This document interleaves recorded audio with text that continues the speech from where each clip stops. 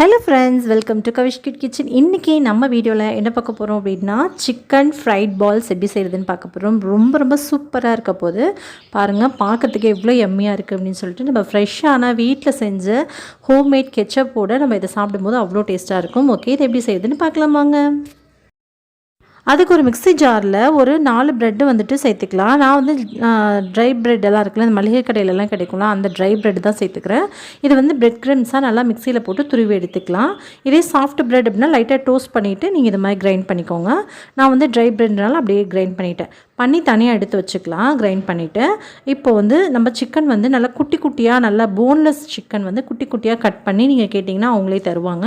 வாங்கிட்டு இது கூட வந்து ஒரு 4 ஸ்பூன் அளவுக்கு, சாதாரணமாக நம்ம வீட்டில் இருக்குள்ள ஸ்பூன், அந்த ஸ்பூனில் ஒரு 4 ஸ்பூன் அளவுக்கு, இல்லைனா ஒரு ஸ்பூன் சேர்த்து 5 ஸ்பூன் அளவு கூட சேர்த்துக்கலாம். சேர்த்துட்டு 1 ஸ்பூன் அளவுக்கு மிளகாய் தூள், நம்ம எந்த ஸ்பூனில் அளக்குறோமோ அதே மாதிரி அதுலேயே மெஷர் பண்ணிக்கோங்க. 1/2 ஸ்பூன் வந்து மிளகுத்தூள், 1/4 ஸ்பூன் வந்து மஞ்சள் தூள், தேவையான அளவு உப்பு, இது எல்லாத்தையும் சேர்த்து நல்லா கிரைண்ட் பண்ணிட்டு வந்தோம்னா கூடவே இஞ்சி பூண்டு பேஸ்ட்டு சேர்க்கணும். ஒரு 1.5 ஸ்பூன் அளவுக்கு இஞ்சி பூண்டு பேஸ்ட்டு சேர்த்துட்டு இதை நல்லா கிரைண்ட் பண்ணி எடுத்துகிட்டு வந்துடலாம். இப்போ இதை வேறு ஒரு பவுலுக்கு மாற்றிக்கோங்க. தண்ணி சேர்க்கணும்னு அவசியம் இல்லை, சிக்கனில் இருக்க தண்ணியே போதுமானது. இதில் சேர்த்துருக்க காரம், உப்பு எல்லாமே நம்ம தேவைக்கேற்ப தான் சேர்த்துக்கிறோம். மெஷர்மெண்ட் கரெக்டாக இருக்கணுன்ற அவசியம் இல்லை. இது எல்லாத்தையுமே வேறு பவுலுக்கு மாற்றிட்டு இப்போ வந்து நம்ம கையில் வந்து இது ஸ்டிக்கியாக ஒட்டுற மாதிரி இருக்கும். ஸோ அந்த கன்சிஸ்டன்சியை நம்ம அவாய்ட் பண்ணுறதுக்காக கொஞ்சம் போல் இதில் கார்ன்ஃப்ளவர் மாவு சேர்த்துக்கலாம். கார்ன்ஃப்ளவர் மாவு இவ்வளோ தான் சேர்க்கணும் அப்படின்ட்டு இல்லை, நம்ம கையில் எந்த அளவுக்கு ஸ்டிக்கியாக ஒட்டாமல் வர அளவுக்கு இருக்கோ அந்த அளவுக்கு நீங்கள் பார்த்துட்டு கார்ன்ஃப்ளவர் மாவு ஆட் பண்ணிக்கோங்க. ஒரு 4 டேபிள் ஸ்பூன் வரைக்கும் ஆட் பண்ணிக்கலாம். கூட கொஞ்சமாக ஆயில் ஆட் பண்ணிக்கோங்க. ஆயில் ஆட் பண்ணிட்டீங்க அப்படின்னா சுத்தமாகவே கையில் ஒட்டாமல் வந்துடும். இதை நல்லா லைட்டாக பிசைஞ்சு விட்டுக்கோங்க. பிசைஞ்சு விட்டுட்டு அப்படியே வந்து நல்லா லைட்டாக மேலே எண்ணெய் ஸ்ப்ரெட் பண்ணிவிட்டு அப்படியே க்ளோஸ் பண்ணிவிட்டு ஒரு 10 நிமிஷம் போல் அப்படியே வச்சிடலாம். இந்த பால்ஸை வச்சுட்டு இதுக்கு அடுத்து என்ன ப்ராசஸ் அப்படின்றத நம்ம பார்க்கலாம். இதுக்கப்புறமா ஒரு பவுலில், சின்ன பவுல் எடுத்துக்கோங்க. அதில் வந்துட்டு ஒரு முட்டை நான் ஆட் பண்ணியிருக்கேன். அந்த பால்ஸ் நம்ம செஞ்சு வச்சதில் பாதி மட்டும் நான் இப்போ செய்ய போகிறேன். பாதி வந்து ஈவினிங் தான் நான் செய்ய போகிறேன். ஸோ அதனால் வந்துட்டு பாதிக்கு மட்டும் ஒரு முட்டை மட்டும் ஆட் பண்ணியிருக்கேன். இதுக்கு ஆக்சுவலாக 2 முட்டை தேவைப்படும். நான் 1 முட்டை ஆட் பண்ணிவிட்டு கூட தேவையான அளவுக்கு உப்பு சேர்த்துக்கலாம். கொஞ்சமாக மிளகுத்தூள் சேர்த்துட்டு இதை நல்லா அடித்து வச்சுக்கோங்க. இப்போ நமக்கு பால்ஸ் ரெடி, அப்புறமே வந்து எக் ரெடி, அதுக்கப்புறமா நமக்கு பிரெட் க்ரம்ஸும் ரெடி. இப்போ வந்து நம்ம எப்பவும் போல் அதை வந்து பால்ஸ் பண்ணிவிட்டு என்ன பண்ணலாம் அப்படின்னு பார்க்கலாம். இதுலேருந்து கொஞ்சமாக பால்ஸ் கையில் எடுத்துக்கோங்க. எடுத்துகிட்டு நடுவில் வச்சு லைட்டாக ரோல் பண்ணிக்கோங்க.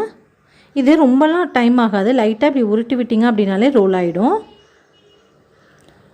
ரோல் பண்ணதுக்கப்புறமா லைட்டாக இது வந்து லைட்டாக ஒரே ஒரு ப்ரெஸ் கொடுத்து அமுத்தி விட்டுக்கோங்க. அமுத்தி விட்டோம் அப்படின்னா தான் நம்ம எண்ணெயில் போட்டு வேக வைக்கும் போது ரொம்ப நல்லா வேகும்.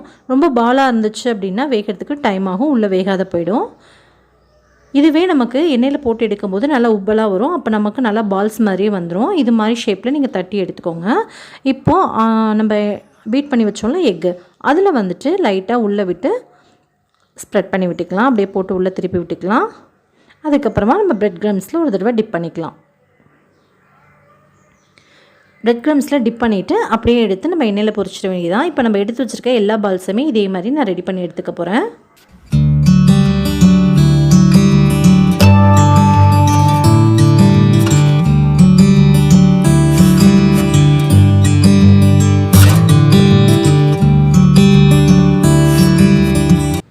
ஒரு பக்கம் எண்ணெய் நல்லா சூடாயிட்ருக்கு. இப்போ பாருங்கள், எண்ணெய் வந்து கொஞ்சம், அதாவது ரொம்ப அதிகமாக காயணும் அப்படின்ட்டு இல்லை, ஒரு 80% காஞ்சதுக்கப்புறமா இது மாதிரி போட்டு எடுத்துக்கோங்க. ஒரு 4 நாளாக போட்டு எடுத்துக்கலாம். இப்போ பாருங்கள் எப்படி அழகாக புரிஞ்சிட்ருக்குன்னு. ஒரு பக்கம் செவந்ததுக்கப்புறமா இன்னொரு பக்கம் திருப்பி போட்டுக்கலாம். எண்ணெய் நல்லா காஞ்சதுக்கப்புறமா அடுப்பை மீடியம் ஃப்ளேமில் வச்சு பொரிச்சிடுங்க. இல்லைனா ஹை ஃப்ளேமில் வச்சிங்கன்னா மேலே இருக்க பிரெட் க்ரம்ஸ் எல்லாமே நல்லா பொரிஞ்சு தீஞ்சிடும், உள்ளே வேகாத போயிடும். ஸோ அதனால் மீடியம் ஃப்ளேமில் வச்சு குக் பண்ணிங்கன்னா அப்படின்னா தான் உள்ளே நல்லா வேகும். அவ்வளோதான், நம்மளோட சூப்பரான சிக்கன் ஃப்ரைட் பால்ஸ் ரெடி ஆகிடுச்சு. பாருங்கள், பார்க்கவே எவ்வளோ சூப்பராக இருக்குல்ல. சாப்பிட்டோன்னாலும் அப்படி தான் யம்மியாக இருந்துச்சு, அவ்வளோ டேஸ்ட்டாக இருந்துச்சு. இது கூட வந்து மைனஸோ இல்லை வந்து வீட்டில் செஞ்ச டொமேட்டோ கெச்சப்போ வச்சு சாப்பிடும்போது அவ்வளோ டேஸ்ட்டாக இருக்கும். வீட்லேயே எப்படி டொமேட்டோ கெச்சப் செய்கிறது, வீட்லேயே எப்படி நம்ம வந்து மைனஸ் செய்கிறது, சில்லி சாஸ் எல்லாமே நம்ம எப்படி செய்கிறதுன்றதை வீடியோ அப்லோட் பண்ணியிருக்கேன். வேணும் நீங்கள் செக் அவுட் பண்ணி பாருங்கள். ஆல்ரெடி நம்ம சேனலில் போட்ட எல்லா ஓல்டு வீடியோஸோட லிங்க்கும் பிளேலிஸ்ட்டோட லிங்க் கீழே டிஸ்கிரிப்ஷனில் இருக்குது, நீங்கள் செக் அவுட் பண்ணி பாருங்கள். இதே மாதிரி நீங்களும் ட்ரை பண்ணிங்க அப்படின்னா நம்ம சேனலில் வர ரெசிபீஸ் நீங்கள் எது ட்ரை பண்ணாலும் சரி, நான் மேலே ஒரு ஸ்க்ரீனில் தெரியுது பாருங்கள் மெயில் ஐடி, அந்த மெயில் ஐடிக்கு உங்களோட பிக்சரை சென்ட் பண்ணுங்கள். நம்மளோட வீடியோஸில் நான் உங்களை சொல்கிறேன். ஓகே ஃப்ரெண்ட்ஸ், இவ்வளோ நேரம் பொறுமையாக பார்த்தவங்க அனைவருக்கும் ரொம்ப ரொம்ப நன்றி. இன்னொரு இன்ட்ரெஸ்டிங்கான வீடியோவில் சந்திக்கும் வரை நன்றி, வணக்கம்.